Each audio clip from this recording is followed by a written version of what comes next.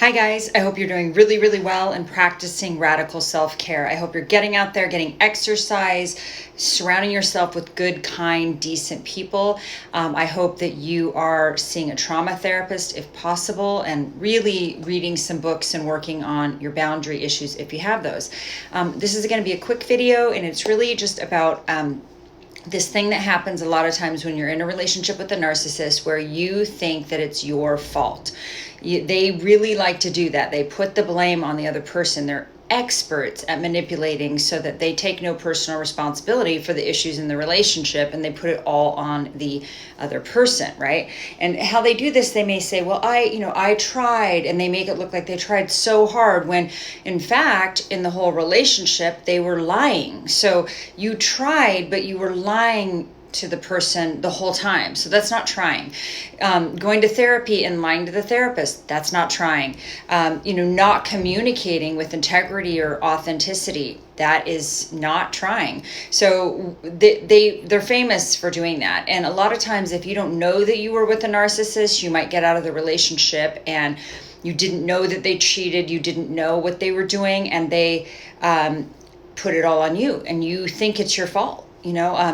The narcissist I was with, his ex-partner thought it was her fault. And I was like, I told her the truth. I don't think it was your fault. And it was kind of liberating for her to hear that. But yeah, so like the deal is like, it's you really need to get to the facts. And so one exercise that I think will be very helpful for you is write down the facts. Okay. What did they do? Did this person cheat on you? Did they lie to you? Did they gaslight you? Did they financially steal from you and financially abuse you? Did they manipulate? Did they lie to your face on multiple occasions? Did they discard you out of the blue and you had no idea what was going on? Did they discard your child or their child out of the blue? Like, what did they actually do, right? Did they have narcissistic rages where they were screaming and yelling at you and calling you horrible names? Or were they more the covert type where they didn't scream and yell? They just looked at you and treated you with disdain, right? Did they give you the silent treatment? Did they stonewall? Did they absolutely refuse to communicate like a normal human being? Did they absolutely refuse to do any sort of conflict resolution or any sort of normal, authentic, honest communication?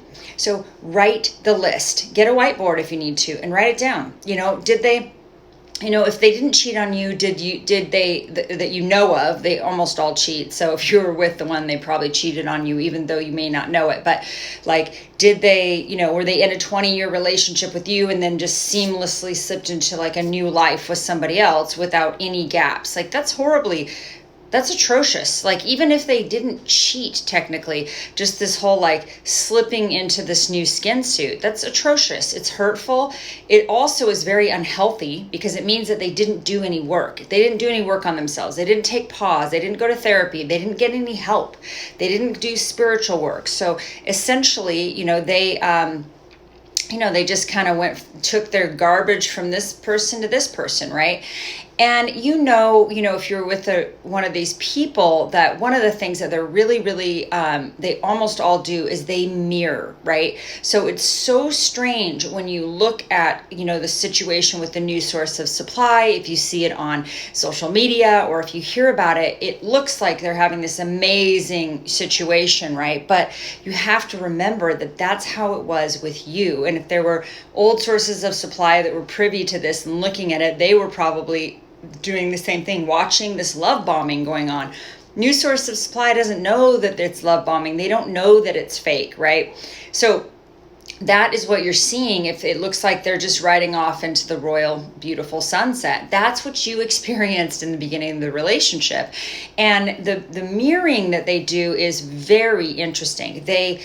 literally listen to you very attentively to figure out what you're looking for, what kind of music you like, what kind of sports you like, what kind of food you like, what kind of activities you like, how you interact with people, what kind of art you like. They really pay attention to that so that they can mirror you. And it's almost like that old movie, The Invasion of the Body Snatchers. Like, these people are empty shells, right? They don't have much of a core, if any at all. So I think they partly mirror people because they don't have their own personality. So they have to mirror others. And that's why they often pick people that have like very strong personalities, right?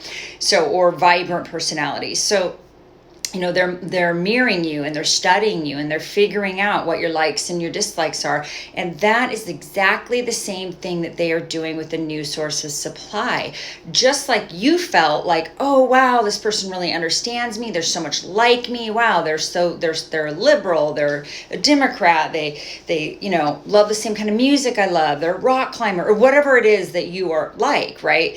And then with the new source of supply, they could be like a Republican, and like like the exact opposite. It's so weird, but they mirror you. So, if you like eating Twinkies, they like eating Twinkies. If you like, climbing, they like climbing. They mirror you, and it's very weird.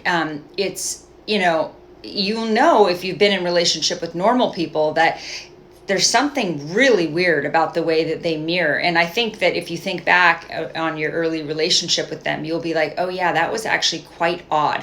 Never actually experienced that before.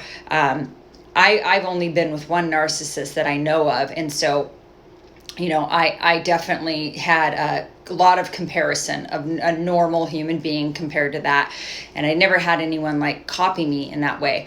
But so I hope this is helpful for you. And I know it's a quick sort of rambling video, but I'm just trying to put out some more content. So I hope you're doing well, and I'll catch up soon. Bye.